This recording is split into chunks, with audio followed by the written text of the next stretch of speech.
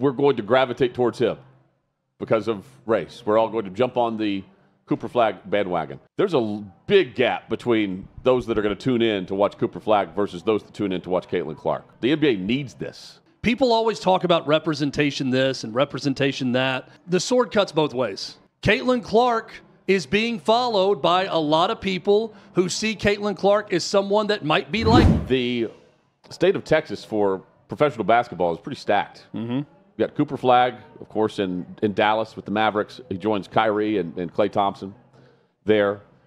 In Houston, Durant traded. He's now a Rocket. And for San Antonio, Wemby, Chris Paul, Harrison Barnes. There's a lot of star power throughout the state of Texas. Dylan Harper, number 2 overall pick. There you go. Number 2 overall pick as well. On First Take, Peter Rosenberg is discussing and answering a question about which team would be the most popular team across the state of Texas. And he points to Dallas for this reason. We're all adults. We can have a real-life conversation, right? Let's do it. Last time I checked, we still live in America, right? Cooper Flagg is a white guy, maybe the best white American prospect since Larry Bird, right? Let's not act as if we don't live in America and we're not seeing what's happening with Caitlin Clark in the WNBA. Cooper Flagg is going to be an instant impact player in the NBA. And he goes on to say, look, we're going to gravitate towards him because of race. We're all going to jump on the Cooper Flagg bandwagon. There's a big gap between those that are going to tune in to watch Cooper Flagg versus those that tune in to watch Caitlin Clark. Can they close that gap? Can he come out and play extremely well from the opening tip of the season? We discussed this at length yesterday, Chad. The NBA needs this. They need the next Larry Bird. Yeah. They haven't had it. And can he provide that? If he does, that's great for the NBA, and we both believe they'll embrace this more than what we saw from the W with the way they've embraced Caitlin Clark or the lack thereof. Yeah, and look, I think the gentleman from ESPN, Rosenberg. And we've got some audio we're going to play that probably colors a little bit of his argument a little bit more from what he said. I think largely what he said is completely accurate. I've got no issue with anything that he said during that one clip. It's exactly what I was arguing yesterday, that of course Cooper Flagg is going to, in part, be very popular because he's very different. Mr. Rosenberg hinted at it right there. There has not been a white American superstar in the NBA since probably Larry Bird. Steve Nash doesn't count. He's Canadian. We can go down the list. Dirk Nowitzki is German. There's been plenty of white guys that have starred, but they've been European. The last American white superstar was probably Larry Bird. And now Cooper Flagg has the game and the potential to be that type of player. He's not Larry Bird from a style standpoint, but that is important. And it's a league that is majority African American. It's no different than when Tiger Woods took over golf. Tiger Woods was different. Tiger Woods brought a new demographic into the game of golf, and suddenly golf exploded on the international scene. Golf was a huge television hit in the United States. Why? Because it felt more welcoming to everybody. Because suddenly the same country clubs that were shutting out black people were welcoming them in because Tiger Woods is taking over the sport. Look how great of an example this is. Tiger Woods was great for golf. It's no different. People always talk about representation this and representation that and being seen and felt and heard and all of this. Guys, the sword cuts both ways. I don't know how else to tell this to you. We do live in America. Absolutely. America's not some horrific racist place. But representation is important. Caitlin Clark is being followed by a lot of people who see Caitlin Clark as someone that might be like her, that may have a similar upbringing. Not unlike a lot of minorities in America saw Tiger Woods and saw the same level of hope. Caitlin Clark is that great middle American white hope of the WNBA. Cooper Flagg could be the great white Northeastern American, Maine American hope in the NBA. I like that. This is not me trying to put a target on his back or anything else. We need conflict in sports. I don't want to start some sort of race riot over Cooper Flagg. But when I'm watching an NBA game, yeah, it's going to help. It's going to help a lot of people watch the game and think, man, this is cool to see. This could bring back the Bird versus Magic days that I argued yesterday, Hutton. Yep. Cooper Flagg needs a legitimate rival, maybe an Eastern Conference rival or someone that's going to lead up and build up to his star power. Yeah, and he needs to be a star. Well, it has to be a star. That's number one. What percentage of the Caitlin Clark fan base do we think will watch Cooper Flagg? 5%? 10%? Well, here's the other thing, too. Who's already there? I don't think the Caitlin Clark fan base watches anything other than Caitlin Clark in the WNBA. Well, if that's the difference with Cooper Flagg and Caitlin Clark is I think Cooper Flagg, because most Americans like men's basketball in the NBA when it's good, I think Cooper Flagg can bring people to the NBA. I think Caitlin Clark brings people to the Indiana Fever and Caitlin Clark. Do you see the difference? Eyeballs to the TV. Yeah. And, there's a difference. And so the question would be, is he going to be able to create this fervor where it's Cooper Flagg's on TV, I've got to watch? Like Saturday afternoon, Sunday afternoon, when they're on Amazon or they're on NBC. Are we watching Mavs basketball? We're a far leap away from that. Mm-hmm. There's a big gap between what we've seen from Caitlin Clark and what we've seen from Cooper Flagg.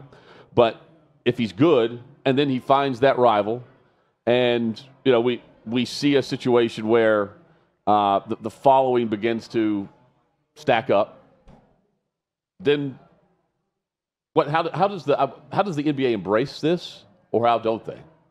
Because the WNBA has not. That's also the crucial part of it.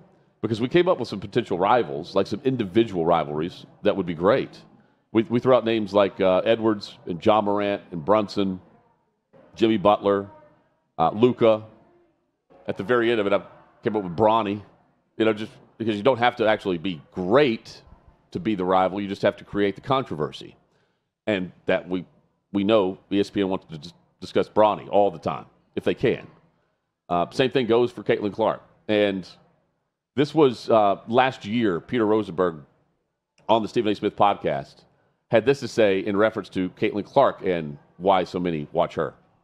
It's almost like Caitlin Clark has been drafted without her own choice to being like the face of white fragility. People are like, we want you to be all of the concerns we have about white people getting treated, quote, unfairly.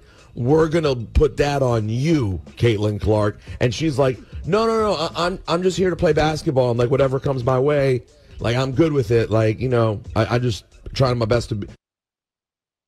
Yeah, we haven't seen the demand for Caitlin Clark to have to speak out on behalf of white people, have we? White fragility? Yeah.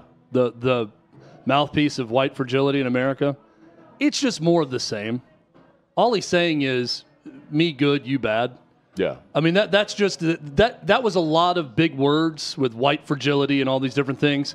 It's a roundabout way of saying, I hate the people that root for Caitlin Clark, that only watch the WNBA because of Caitlin Clark, because those people probably voted for Donald Trump, so I don't like them. So let me come up with a clever way of saying that without saying it. I'm going to go ahead and translate for you exactly what he's saying. And isn't it more likely that no matter how great Cooper Flagg is, it's not going to reach this level of Caitlin Clark?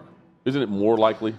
Because of the established teams and players in the league. There will always be multiple players who are going to be household names. And right now in the WNBA, there's one. Yeah. It's just based on the timetable of leagues establishing itself. Well, and it's why, we talked with Christine Brennan about this. You just raised the question, Hutton, about how prepared is the NBA to handle it if Cooper Flagg's really good. Way better prepared. Much better. Is the answer. Like, they've had reporters covering them for years. Right. These guys have been around media. They've been stars. It's not going to knock their socks off that a white guy is good at basketball. They've seen it before, albeit with European players. But it's not going to just, oh, my gosh, this guy is striking at the fundamental chord of what this league is, and I now must flagrantly foul him and hate him because of who he brought to the league. The NBA is not going to react that way, the way the WNBA responded to Caitlin Clark. And the physicality. Like, we won't react the same way to certain fouls. No. That's also part of what's fueled this in the WNBA. The officiating, the league responding to the physical play of how Caitlin Clark has been treated. Like, that won't be there for Cooper Flagg. It's just kind of like, oh, the rookie's taking his lumps. And it's going to be – the difference is when he gets fouled hard in a game, it's going to be, well, that's just the rookie treatment. Yeah, or it's not going to be targeting. Or it's a, you know what I mean? There's a take foul. It's not going to be seen as that. It's going to be like, well, they're roughing the kid up a little bit. He's the number 1 overall pick. It would have to be no different than anyone else. Like it would have to be to a level where the other player is suspended for us to care. But Cooper Flagg, it's the first white American taken number 1 overall, I think I read, since 1977. Wow. It's different. Sure it is. I mean, let's just say what it is. Like, it's a very different thing to see. And I'm here to celebrate different. And a white American superstar in the NBA is different, and a lot of people are going to celebrate that. That's not to say that you're going to leave your favorite team because there's a white guy who's starring for the Dallas Mavericks, but it's going to bring a lot of people. Here's the difference, though, Hutton. I think Cooper Flagg brings a lot of people back to the NBA if he's great, and they start paying attention to the league more because it attaches themselves to a younger part of themselves that watch the league at a time, whether it be the Jordan era, Shaq and Kobe, Bird and Magic, whoever, it'll bring them back to the league. Caitlin Clark, what she's done is brought people to Caitlin Clark. Mm-hmm. It's not gone across the rest. And when she's hurt, what have we seen? The ratings for the WNBA go right back to pre-Caitlin Clark days.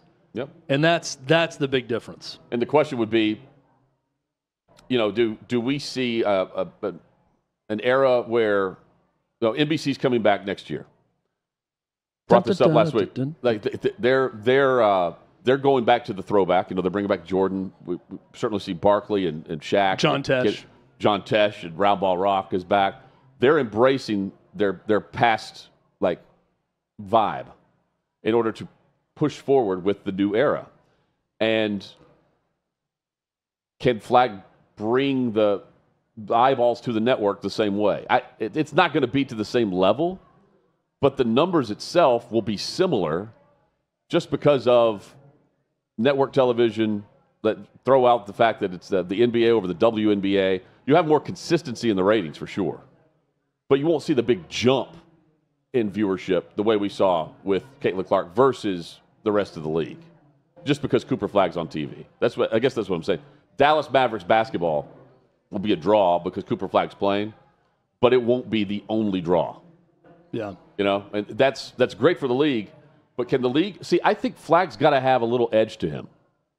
He's got to play like the middle, not the anti-hero, but he's got to have a little swagger to him more than just he goes out and shoots long threes. Yeah. There's got to be something that creates a little buzz as to why the other players don't like him. He doesn't need to be Bill Laimbeer or John Rocker. No. But he needs to be. Can you imagine if he was John Rocker? He needs to be like okay, we're rooting for this guy, but he has a screw loose a time or two. A little when Marshall he's challenged. Henderson-esque to me. I can see. Remember his mom going nuts in the NCAA tournament? Yeah. And just F-bombing everyone around her when her son did something? Yep. Need a little bit of something that. Like a little that. bit of an edge with Cooper Flagg, which I think the kid has. I think he's got a little bit of that edge.